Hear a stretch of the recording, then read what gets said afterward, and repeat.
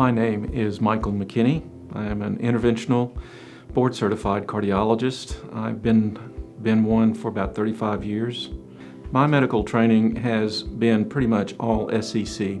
I did my undergraduate at Mississippi State University, and then I went to Louisiana State University for medical school, and then the University of Alabama for residency, and the University of Kentucky for my fellowship.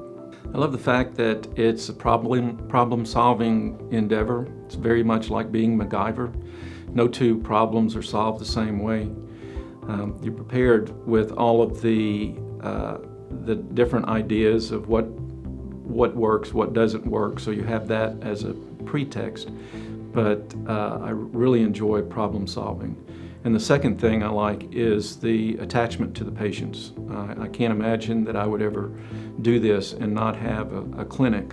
There are some people that do what I do that never go to clinic, they just stay in the hospital. And I can't imagine that. I've built some very strong professional relationships with some of my patients, and I really enjoy that positive feedback that I get.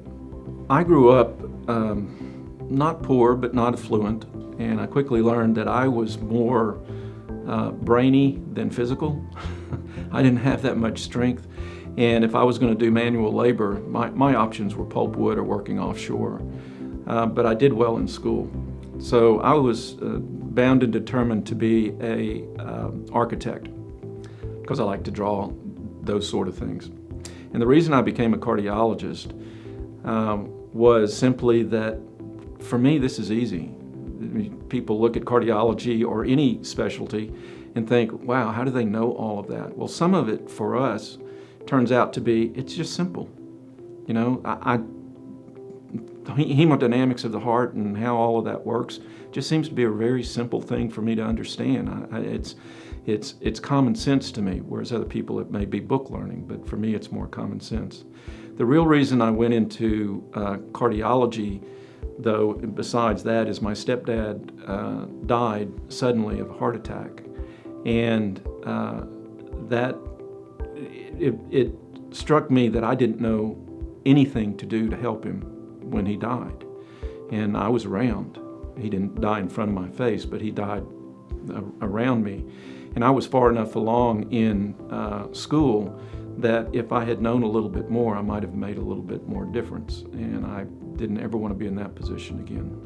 I joined this practice through the University of Kentucky. And the reason is that I've got great relationship with those guys. Many of them that I trained with are now in leadership roles. So I go back to the early days when none of us knew anything, and now we all think we know everything. But I've got a close relationship with them. We went through battles together. I know what they can do. I know what they can't do. I'm very comfortable with UK being my up-level tertiary source. Now, having said that, I am totally leased out to Lake Cumberland Regional Hospital. I live here full time. I don't live in Lexington. I have to drive there like everybody from here does. Everything that I do is done through Lake Cumberland Hospital. I don't do anything anywhere else. So I'm as if I am a full-time employed physician here at Lake Cumberland, and I have every interest in the world for this place to succeed.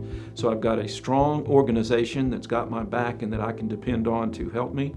I've got a strong organization that can help me help Lake Cumberland, and I've got a great desire to make Lake Cumberland the best it can be because it represents me.